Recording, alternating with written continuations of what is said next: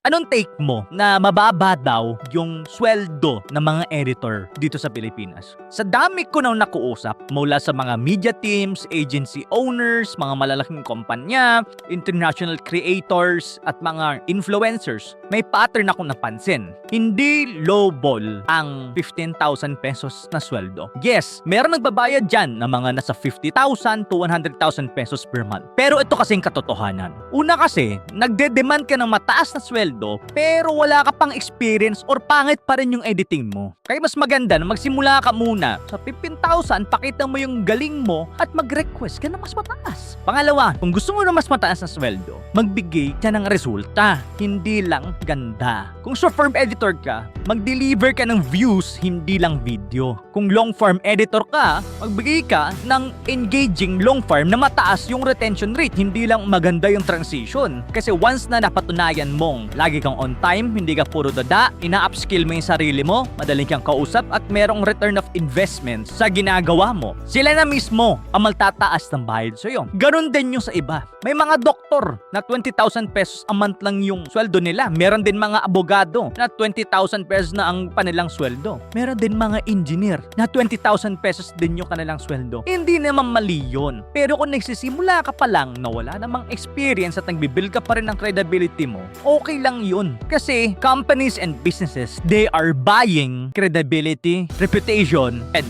proof na bibigyan mo sila ng ROI. Kaya ay rin yung sa tingin ko. Ikaw, ano ang take mo?